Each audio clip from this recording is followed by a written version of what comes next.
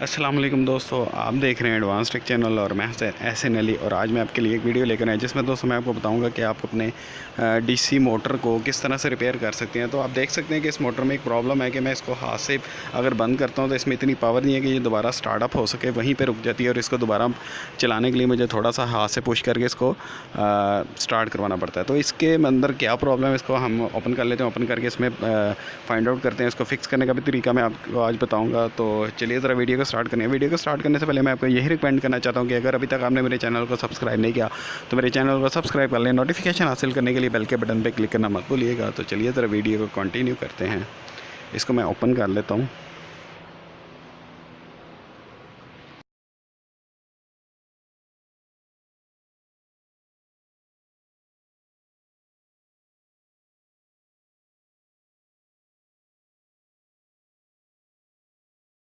दोस्तों ये आप देख सकते हैं मैंने मोटर को बाहर निकाल लिया है। मोटर मेरे हाथ में है और साइड से बिल्कुल सील्ड है। इसके अंदर कोई भी इन्होंने एयर स्पेस नहीं छोड़ी हुई कि इसके अंदर पानी ना जा सके। एक्चुअली ये कार की रेडिएटर की मोटर है तो इसमें बिल्कुल गुंजाइश नहीं होती कि इसके अंदर एयर स्पेस रखी जाए कि उसकी वजह से अगर इसमें पानी जाएगा तो ये जल्दी डेड हो जाएगी। तो इससे बिल्कुल सील उन्होंने किया हुआ है। तो इसको ओपन करना थोड़ा सा ट्रिकी है, लेकिन कोई इतना मुश्किल काम नहीं है। लेकिन जेंटली आप इसको ओपन कर सकते हैं। आप एक स्क्रू ड्राइवर लें और एक हैमर लें और इसके साइड के ऊपर आप एजेस देख सकते हैं। इसके साइड पे जो एजेस हैं उनके अंदर स्क्रू ड्राइवर को रख के आपने हैमर से हिट करना है। तो आहिस्ता आहिस्ता से मूव करना है स्क्रू ड्राइवर को सारी साइडों पे। तो ये जो है आहिस्ता आहिस्ता से हिट करने से ओपन हो जाएगी।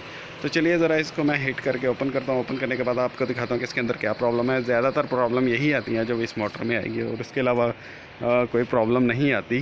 तो चलिए ज़रा इसको ओपन कर लेते हैं। ये आप देख सकते हैं एजेस के ऊपर मैं आपको दिखा देता हूँ। ये आपको नज़र आ रहे होंगे, काफ़ी ज़्यादा जंग भी लगा हुआ है। लेकिन इसको ओपन करके चेक करते हैं कि इसके अंदर फॉल्ट क्या है। तो चलिए ज़रा मैं इसको ओपन करता हूँ।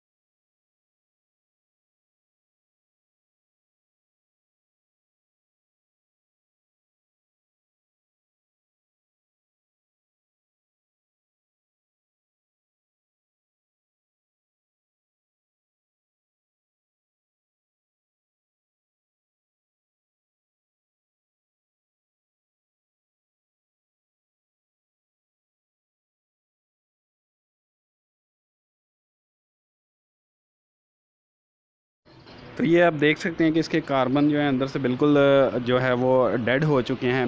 ये वो इतना ज़्यादा यूज़ हुए हैं कि वो घिस चुके हैं। ये तकरीबन 2 साल मेरे पास मोटर चल गई है और इसके बाद इसके कार्बन बिल्कुल जो है वो डेड हो गए हैं। हमें मार्केट से कार्बन ला के परचेज़ करके इसके अंदर डाल दूँगा तो ये बिल्कुल ठीक हो जाएगी। इसमें कोई ज़्यादा प्रॉब्लम नहीं आता। इसके सिर्फ कार्बन में प्रॉब्लम आता है। इसके कार्बन जो है वो ख़राब हो जाते हैं, घिस जाते हैं ज़्यादा यूज़ होने की वजह से। तो इसको कार्बन भी कहते हैं। उसके अलावा इसको बुश भी कहते हैं। इसको बुश भी कहते हैं और इसको कार्बन भी कहते हैं। ये आपको मार्केट से इजीली अवेलेबल हो जाएंगे। 5 से 10 रुपये का एक कार्बन मिल जाएगा आपको।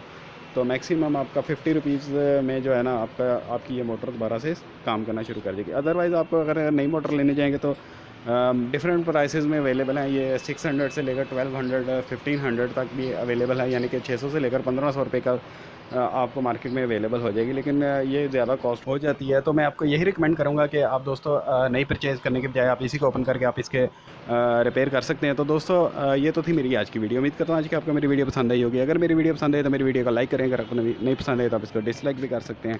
इसके अलावा दोस्तों मेरी वीडियोज़ को अपने दोस्तों के साथ भी शेयर कीजिए, और अगर अभी तक आपने मेरे चैनल को सब्सक्राइब नहीं किया तो मेरे चैनल को सब्सक्राइब कर लें।